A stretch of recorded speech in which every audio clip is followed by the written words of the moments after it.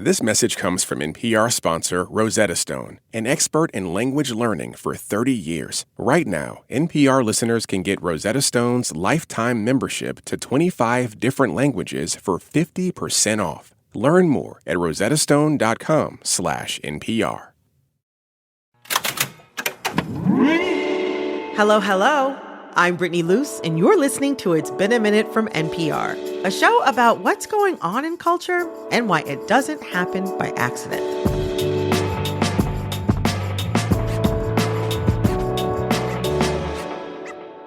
Today, we are talking children's TV characters.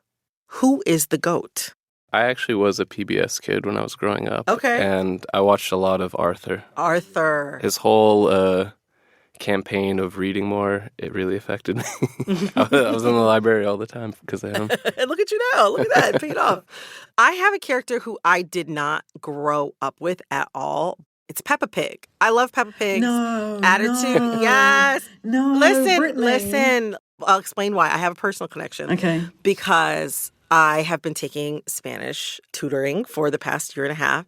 One of the things that was suggested to me when I was starting off was that I should watch children's programming to kind of get into, and so I started watching Peppa Cerdo on YouTube.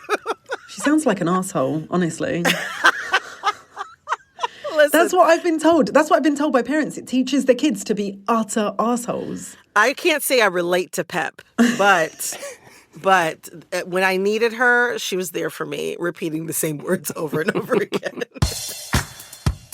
This week, we're connecting the dots between the children in your life, humanitarian aid, and your First Amendment rights. I know. How are all of these things connected? Well, we're going to find out with Defector managing editor Samer Khalaf and The Guardian's data editor Mona Chalabi. Samer, Mona, welcome to It's Been a Minute. Thank you. Hi, Brittany. So today we are discussing someone who needs no introduction. Where's Miss Rachel? Peekaboo. If you have a child in your life, maybe you've heard of Miss Rachel. She's like Beyonce for babies, Tina Turner for toddlers. Her YouTube learning videos have earned her almost 15 million followers. And at the time of this taping, she has the #1 kids TV show on Netflix. Hi, friends. I'm so excited to learn with you today. Outside of her show, Miss Rachel, whose full name is Rachel Accurso, has also advocated on Instagram for the safety of children around the world, including Israeli children who were taken hostage in the October 7th attacks, and children suffering in Gaza, which she doubled down on in an interview with journalist Mehdi Hassan. It's sad that people try to make it controversial when you speak out for children that are facing immeasurable suffering. Silence wasn't a choice for me. And this week, she posted again to her Instagram, making another plea for empathy. If you're not going to stand up for them, you might as well come out and say you don't see them like you see our kids. But let's go back a bit. Last month, a privately funded pro-Israel advocacy organization called Stop Anti-Semitism asked the Department of Justice to investigate whether Miss Rachel was being paid by Hamas to share her messages on social media. For the record, Miss Rachel has denied receiving any funding from Hamas. But these accusations have reignited conversations surrounding what constitutes anti-Semitism. And in light of the fatal shooting of 2 Israeli embassy workers in D.C. on Wednesday night, people are feeling scared. But the blowback against Ms. Rachel makes me wonder why some people feel like stopping anti-Semitism and wanting health and safety for Palestinian people are mutually exclusive. Since October 2023, at least 15,000 children have been killed in Gaza. Around 17,000 have been orphaned. The World Health Organization says the entire 2.1 million population of Gaza is facing prolonged food shortages, with nearly 500,000 people facing acute malnutrition, starvation, illness, and death. And of course, children are the most vulnerable to these atrocities. Samer, Mona, why is advocating for the safety of all children causing all of this commotion? I think it's specifically because she started to advocate for Palestinian children. Because if you look at her recent posts, She has advocated for children all across the globe. She's advocated for the famine in Sudan. She's pointed her audience to foundations there. But I think specifically because she recognizes the scale of what's happening in Gaza, groups like Stop Anti-Semitism are starting to go after her. They think it's like a matter of proportion, I guess. Disproportionate in the sense that some critics feel like she's posting too much about Palestinian kids. Which I totally disagree with. Mona, I'd like to hear from you on this. Why do you think people are up in arms about Ms. Rachel right now? I think they're upset because when such a mainstream, beloved figure expresses support for Palestine, it shows to what extent the default position has shifted. So for the longest time, the default position was basically one of sympathy towards Israel and suspicion towards Palestinians. And that was kind of what was defined as neutral and objective. And for somebody like Miss Rachel to come out and state that she is horrified by what is happening to Palestinian children is such an indication of how much public opinion has shifted. And people are fighting very, very hard for where that centre lies. So these right-wing groups are trying to keep everyone dragged to this side where the centre is actually a pro-Israel position. I mean, one of the critiques of Miss Rachel right now is that she hasn't been staying in her lane as a children's TV star every time she speaks up specifically about the health and welfare of children in Gaza. What do you make of this critique? I would actually argue that Miss Rachel is staying in her lane by speaking up on this. She is a children's educator.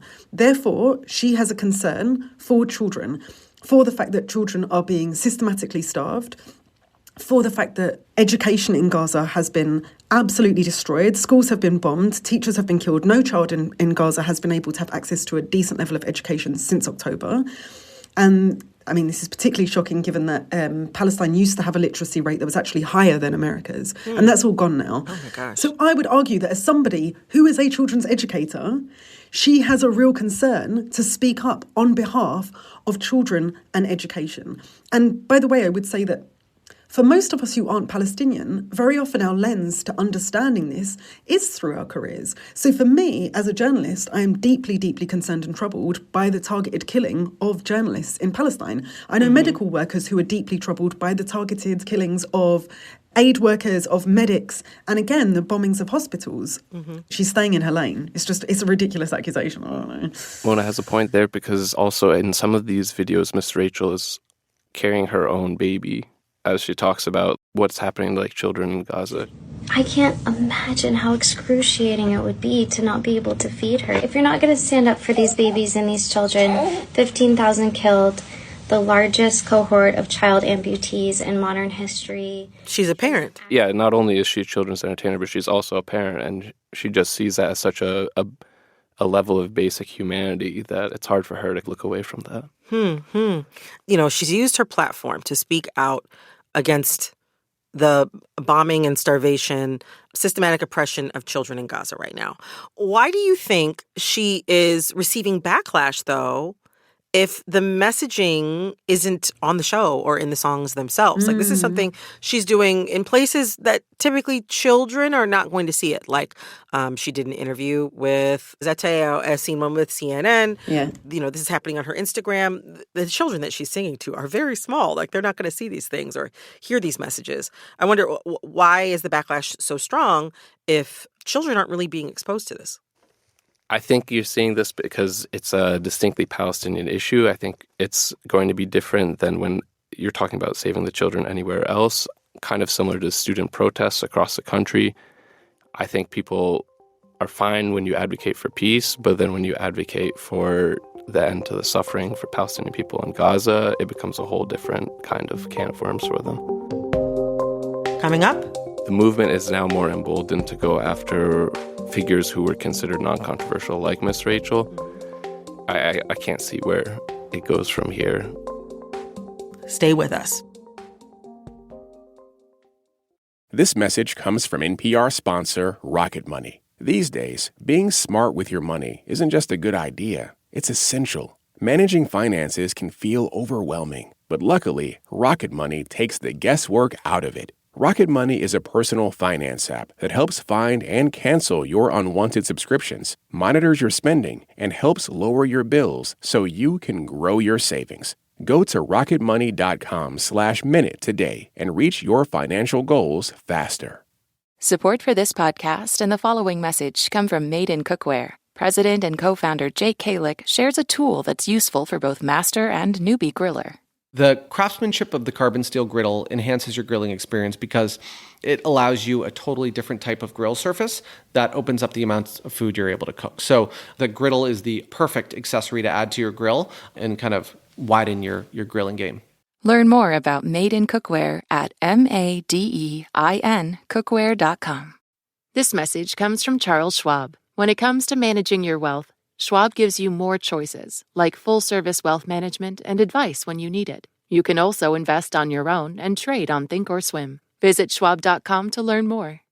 This message comes from REI Co-op.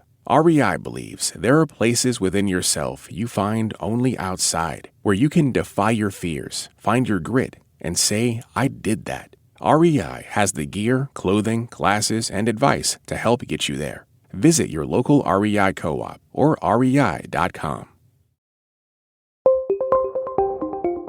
Speaking of headline-worthy, all of this hullabaloo has attracted the attention of major news organizations. Obviously, we're talking on NPR right now, but also the New York Times, who spoke with Ms. Rachel directly, or at least corresponded with Ms. Rachel directly through email. The New York Times said that in an emailed response to, the publication's request for questions, Ms. Rachel denied having received money from Hamas. What do you make of that, Samar? I mean, it was totally ridiculous of the New York Times to even bring that up to her, in my opinion. The allegation that she was being funded by Hamas was kind of started by Leora Rez, who is the founder of that group, Stop Anti-Semitism. And she was the one who sent the letter to Attorney General Pam Bondi asking for the Department of Justice to investigate Miss Rachel. But the author of that piece in the Times, Mark Tracy, floated this accusation for Miss Rachel to deny. But the thing is, if he had done a little more work into seeing how it came about, it wouldn't have been worth even approaching her about it. It sounds like the claim was completely unfounded. I haven't seen any evidence that would indicate that it would be something that a journalist would need to follow up on. To me, it's not surprising, actually, that even Miss Rachel was accused of being funded by Hamas, because we actually see this as a consistent playbook among those who are trying to discredit voices who are speaking up for Palestine and for Palestinians. So whether it's student movements, student protesters, or beloved children's entertainers, you're either going to be accused of supporting Hamas or being directly funded by them. And luckily, with someone like Miss Rachel, that seems utterly ludicrous. Unfortunately, there are young people in campuses across the country who are having that accusation leveled against them, who don't have the financial resources or even the immigration security to be able to fight back. So I really want to caution that that's not isolated, that kind of tactic. It's just bad journalism to just repeat any old claim. I mean, at the end of the day, it blows my mind that a very popular children's entertainer from YouTube and Netflix had to deal with unfounded accusations of having ties to Hamas. But that is actually in line with the Heritage Foundation's Project Esther, brought to you by the makers of Project 2025. Project Esther is basically a plan to characterize dissent against Israel's actions as support for Hamas, really conflating two things that are literally different. What do you make of this? Yeah, I mean, I feel like this has been kind of the standard for a while, but now these kinds of organizations are kind of emboldened by the fact that nobody is really pushing back against these kind of campaigns. And until you see people pushing back on it, they're going to continue to see it as a successful tactic. I was just going to add that the accusation that people who have spoken up on behalf of Palestine are associated with Hamas is actually an escalation of a very, very, very long-standing strategy, which is to discredit people by accusations that they are anti-Semitic. And part of the reason why that strategy is not having the same impact that it did, that is not being deployed as often as it was, is because many anti-Zionist Jewish groups have expanded, they have gotten more vocal. It's not a tenable accusation, unless you want to also accuse hundreds of thousands, millions of Jews of being anti-Semitic. Right. Like, just because you might not agree with Zionism doesn't mean you're necessarily anti-Semitic. And you're right. A lot of Jewish community members are also speaking up on behalf of the health and welfare of Palestinian people. I mean, the situation for children in Gaza is so dire right now. Again, it's just an effort to politicize what are fundamentally questions of human rights and human dignity. Just this week, United Nations humanitarian chief Tom Fletcher described the situation on the ground as, quote, catastrophic. Also, he said that the Israeli blockade was putting 14,000 babies specifically, not just 14,000 children, 14,000 babies at risk of dying in the next 48 hours. And this was on Tuesday that he said that. I guess I always consider the health and welfare of children to be one of those, like, causes that everyone could get behind. Why is talking about the health and welfare of children suddenly so controversial? I mean, I think it goes back to it being about Palestinians, honestly. I think that we've seen that different things that we used to think of in the past as non-controversial or objective across the world suddenly face more pushback and backlash when it has to do with Palestinians. Like, speaking out for children, it's fine to speak out for children in other places, but when you start speaking out for children in Gaza, you're going to face more pushback, basically.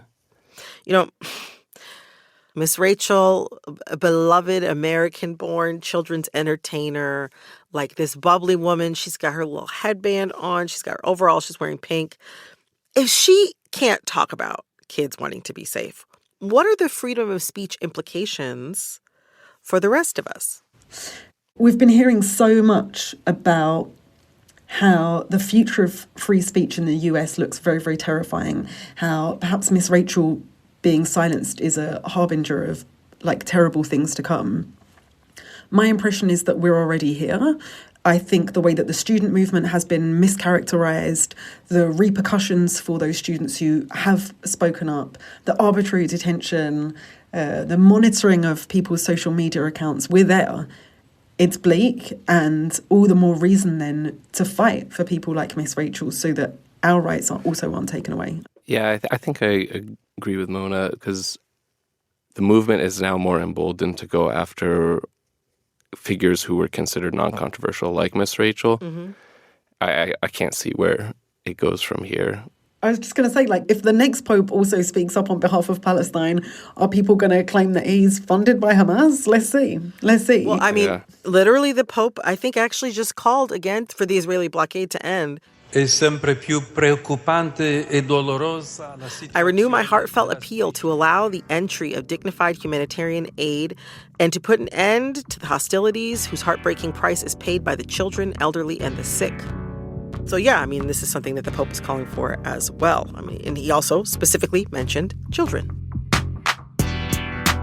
Mona, Samar, I'm really grateful that you both came on to talk to me today. I really learned so much in this conversation. I really appreciated your time. Thank you so much. Thank you. Thank you. That was Defectors, Samar Khalaf, and The Guardian's Mona Chalabi. And I'm going to put on my influencer hat for a second and ask you to please subscribe to this show on Spotify, Apple, or wherever you're listening. Click follow so you know the latest in culture while it's still hot.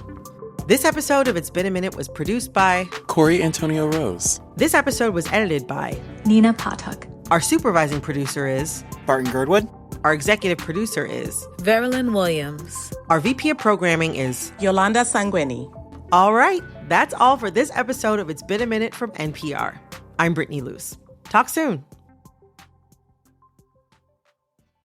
Support for NPR and the following message come from IXL Online. Is your child asking questions on their homework you don't feel equipped to answer? IXL Learning uses advanced algorithms to give the right help to each kid, no matter the age or personality. One subscription gets you everything. One site for all the kids in your home, pre-K to 12th grade. Make an impact on your child's learning. Get IXL now. And NPR listeners can get an exclusive 20% off IXL membership when they sign up today at IXL.com/NPR.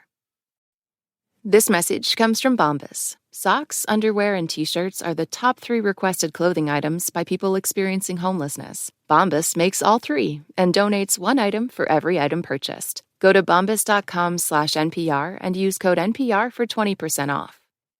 This message comes from NPR sponsor HP. Break language barriers by translating languages in real time with the HP AI PC. With the right tools, work doesn't have to feel like work. More at hp.com/AI PC.